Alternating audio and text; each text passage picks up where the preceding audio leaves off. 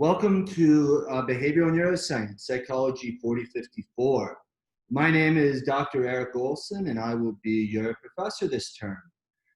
I was trained in neuroscience. I have a PhD from Wake Forest University School of Medicine. It being a school of medicine, I guess you could say I was trained with the biomedical lens. And I think you will see that reflected in most of my lectures. But then again, this is a neuroscience course, and I think that is perfectly appropriate. A few fun facts about myself. I mean, I do maintain a research lab. My lab uses rat models to study the neurobiology of addiction, in addition to the role of dopamine systems in motivated behavior. I, am a Nuggets fan. I like the Nuggets a lot. I'm actually going to be a virtual fan. My first time doing that at a game tomorrow night against the Clippers. So, hopefully we beat the Clippers. We should have beat the Lakers last night, but what are you going to do? It was the last second thing with LeBron James. What do you expect? Well, I expect to win. We will win. But, a few more fun things. Music right now, I'm listening to Sigur Rós a lot when I work and write.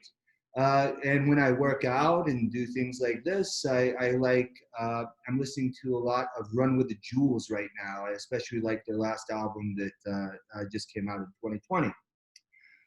I've really liked, all four of their albums thus far.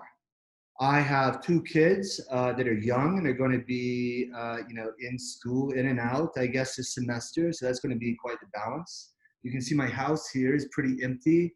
I'm in the process of moving, which is, 2020 isn't crazy enough. So, I mean, what else can we do, right? So I will start moving finally, or the last physically me moving on August 28th. So, we'll be dealing with that too. But now going back to the class, I am very excited about this semester. I've completely revamped this course. And I think that, it is a significant improvement upon last semester. One thing that I did differently is I converted a lot of my voiced-over PowerPoints to YouTube videos that I think are a lot more dynamic. I haven't quite gotten to 100%, so there will be some voiced-over PowerPoints. When you do encounter one of these, rather than just going to YouTube and watching the video and fast-forwarding through the boring parts, I guess, you will need to actually download the file from Google Docs, and then you may access the voiced-over component. There's typically a little speaker that you can click on. Some will play automatically, but usually I give you the option to click on the speaker. To do that, you need to maximize, fully download the PowerPoint and then maximize it so you can view or listen to my voiced-over presentations, my voiced-over recordings. So there are 8 modules in this class, and I went ahead and posted, a good bit of lecture content for each module. You will be quizzed on that. But here, let me just jump into my syllabus here, if I can actually find a way to share that screen. Here we go. So here is the syllabus that you can download from the Canvas. My phone was actually just deactivated. We have to pay money for it at the campus, and seeing how nobody's at the campus, or very few people are, and we're online. You can reach me by email though, and also use what is known as the virtual office. The virtual office is an excellent resource for you to post questions and concerns. Like I said, this is the first time that I am using, a variety of, or a lot of the new lectures that I voiced over and recorded on YouTube. So it's almost certain that there's going to be an issue with something. So, definitely let me know, and I will fix it quickly. I monitor the virtual office basically in real time. I get email alerts when anybody posts there.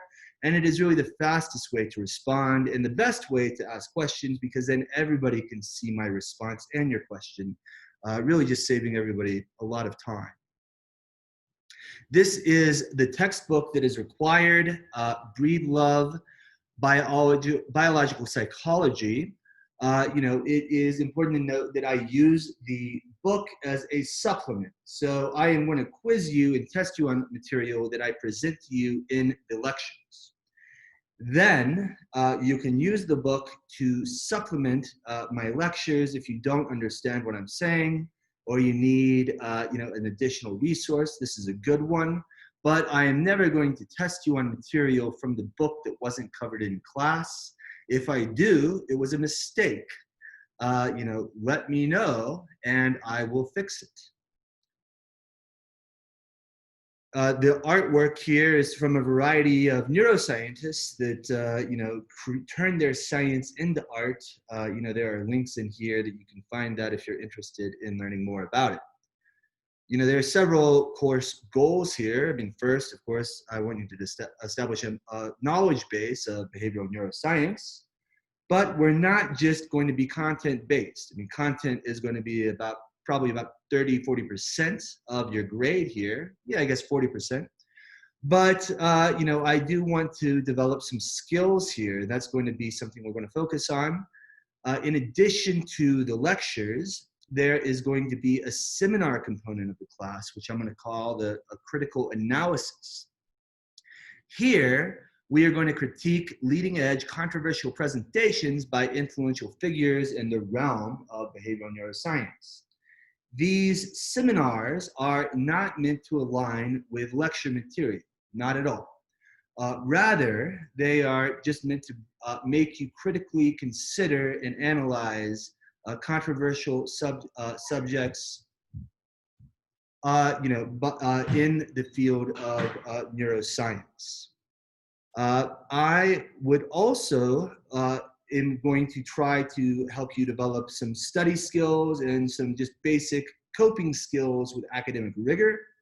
This will also be part of my first foray into educational research because I want to assess how this affects your grade in comparison to your peers. I, will give you more information about that as we go through the class. Please try not to miss any quizzes, exams, or assignments. You have about 2 weeks to complete every assignment. That should be substantial time. If you have differential abilities, please take the formal path and I will accommodate. You will be graded using the following scale. The bi-weekly quizzes will account for 40% of your grade. These will occur every other week and again be exclusively focused on the learning objectives primarily, but most importantly, the material that I present in the PowerPoints or in the videos that I post to YouTube. There will be these will be primarily multiple choice and matching with about 2 short answer. They are open note, open internet.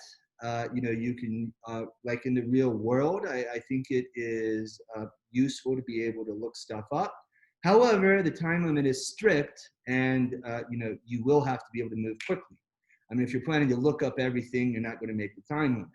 In fact, I mean, if you're not organized, you might struggle to make the time limit anyway, because there will be 20 multiple choice or matching questions and 2 short answers for every quiz at the minimum. I mean, that's sort of a rough guideline. I can adapt that a little bit. But, you are going to have to be on top of things to make that time limit.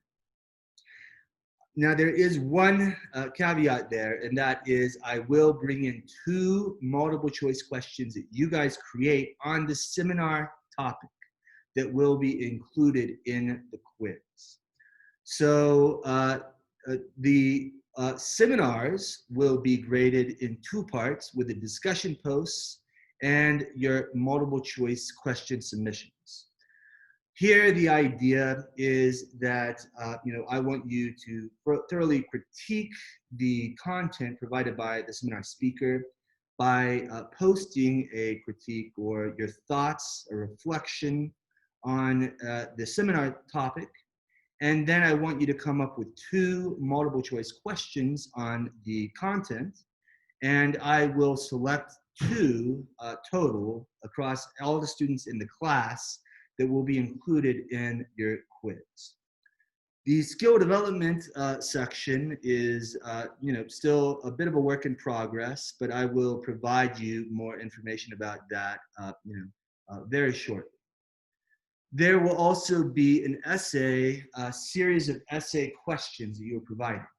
Every week of class, you will have a minimum of 2 essays, or every module, you'll have a minimum of 2 essays to select from. And I would like you to perform research on 4 of these. I will come back to this. But that's going to be worth, I guess, 36% of your grade, so almost as much as your quizzes. I would like you to turn in 1 of these midterm, so I can, assess it and give you feedback, so you know how to, if there are any problems that you need to address for the remaining essays, which will be due at the end of the year. If you have any issues with Canvas, contact the Canvas support helpline. There are a lot of things like that I just cannot give you any advice on. If there's a Canvas problem, they're the people to talk to. So, like I said, 1 quiz will occur every other week of class. These must be completed by midnight on the 2nd Sunday of the module. You will have 1 30-minute period to attempt each quiz, and these are going to consist of about 20 multiple choice or matching questions and 2 short answers. Let the learning objectives be your guide, and again, I'm only going to pull out content from the seminars that I provide. So, if I did miss something, let me know. Again, I am just reconverted all of these, which frankly was a tremendous amount of work. Making those YouTube videos was a little more onerous than I expected. In addition, we will have these critical analyses. So every module, you will also have an unrelated topic that I think should be, hopefully interesting to you. And here the idea is I want you to critique and analyze and consider what the expert is saying, and then you may refute it, you may rebut it, you may agree with it, you may laud it. I don't really care. That's up to you. What you are graded on is creating the reflection and making good points. You're not great. There's no right or wrong answer. But then again, I also want 3 quality multiple choice questions, and all of these should be posted by the 1st Sunday. So the quizzes must be done by the 2nd Sunday of each module, and the actual multiple choice questions and your discussion posts must be submitted after the 1st Sunday. So for example, here you can see this laid out, I think, pretty nicely in this calendar. So for module 1, you would want to start reviewing the lecture material. You have 2 weeks to review all the lecture material associated with the module. But you also need to review the seminar content. And then in the 1st week, by Sunday at midnight, submit your discussion post using the provided link in Canvas, and submit 3 multiple choice questions. And then your quiz must be completed by the ensuing week. In the background, you need to start working on your essay questions, which again will be really due at the end of the year. But you will have a midterm turn-in, which will be right there, due on October 11th. The essay questions, again, you'll have about really 2 to 4 essay questions for each module. So you'll have 8 total that you have to complete. In addition to just completing 4, that would be like a very good blue book answer based on the content covered in class, I want you to select 4, any 4 you like. And some of these do lend themselves better to research better than others, but really, I mean, you can be the complete, boss there. You pick the ones that you're most interested in. And perform research. By that, I mean use Medline, Google Scholar, something like that, to find additional research related to the topic. Steer it in whatever direction you like. But for 4 of these, you must include 2 peer-reviewed references in your answers. I would like these cited in Vancouver format, and you can see what that looks like right here. Each essay should be between 350 and 500 words in length, excluding references, no title pages necessary or any of that.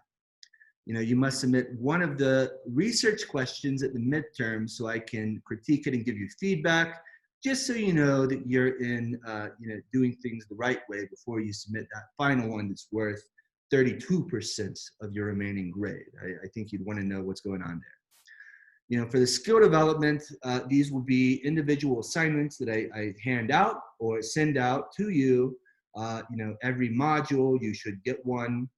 And, these will require you to read a paper or watch a video, and then eventually complete an exercise that you will submit a brief reflection on.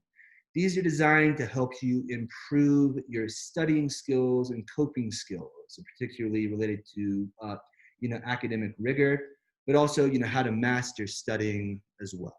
Everything will be on one or the other. And again, this is part of an educational research exercise. I want to see how this improves your outcomes relative to your peers. And I will only use your data, if you give consent, which is something I will ask for at the end of the semester. The modules are sort of organized in basic, sort of basic framework. There are 8 modules in the class. And I also want to emphasize that, I am designing these assignments purposefully.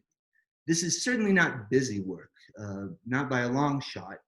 Every assignment, was developed based off of the concept of Bloom's taxonomy, whereby, I want to provide more than just content assessments here. So, I mean, the quizzes are certainly that. I mean, it is about remembering and understanding content. And, you should be able to excel in medical school or pharmacy school or a PhD program or anything like that that would require a basic understanding of neuroscience and neuropharmacology, from taking this class. But in addition, I think the critical analysis posts should help you understand, develop skills in not only understanding, but also evaluating content. I mean, here you're not just sort of accepting what I say and then have it like you have to accept sort of like what I say to do well on the quiz, right? But I mean, here, I challenge you to, you feel free to critique or, take the any approach you want to your critical analysis. But I mean, evaluate it, analyze it, critique it. The multiple choice questions there, the idea is that, having taught many times, I can tell you that you learn a lot more when you're actually teaching or developing the questions than taking the quizzes and learning, passively learning content. So, I think you will find that by creating 3 multiple choice questions, you are actually going to reinforce or bolster the content more than you would before you actually created the quizzes or questions. The skill development, is really going to help you, apply and analyze information to hopefully help you improve your performance as a learner. The unresearched essay questions are essentially like blue book, typical blue book answers. They should help you understand and evaluate. But then on the 4 that require you to do additional research, this brings in additional analysis and creation. Basically your own research and taking it in an additional direction. The emerging topics in neuroscience we will analyze over the course of the semester, and this is actually out of order, I am now noticing, but we will cover the neuroscience of mindfulness meditation. You know, I think in many of your psychosocial classes, you talk about mindfulness and the benefits, but you know, I've learned that you know maybe the neuroscientific perspective of that isn't being addressed very much, and you know, this is not my forte. So, you know, let's see what an expert has to say about it, and then let's critique that. Then, you know, two here will be paired, one on the optimism bias, and another is actually by a skeptic rather than a scientist. But I think they offer some really interesting perspectives, and particularly within, you know, the current chaos of sort of like deception and politics, sort of, you know, twisting science. I think it's interesting, you know, to think about how, you know, easily it is for us to be deceived, and sort of also how easily it is for us to want to believe that, you know, things are just going to be perfectly good tomorrow, you know, even though they're obviously, you know, we have a good bit to go before we're out of this COVID crisis. Restorative justice, I think, is a you know, a very interesting topic, particularly in you know, the context of other things that are happening in America. You know, I used this one once before, and I did see some divide in it, and I think that's perfectly fine. You know, I think that you know, if you think that it's sort of silly, feel free to say so. But you know, be respectful in doing so, of course. But you know, feel free to critique and challenge the concepts put forth by Dan Riesel, a neuroscientist who argues that, you know, maybe we want sort of like a more, you know, neuroscientific, or at least sort of a health-centric, you know, approach to restorative justice, rather than just sort of locking people away at gunpoint. Then I want to give you a little bit of a clip from Robert Sapolsky. This is a seminar that he gave, an invited seminar at Stanford University. The students there always pick one professor to give sort of the last final lecture on whatever topic they want. Sapolsky just wrote well, when he gave this seminar, he had just written a book that I've read that's very good. But I think assigning an entire book's a bit much. But here you can see a summary of that book, which is really what makes us human from a neuroscientific perspective. I think this might, you know, be a little interesting to you, you know, hopefully. Then a new one that I'm trying out here is The Music, Brain, and Behavior by a neuroscientific panel.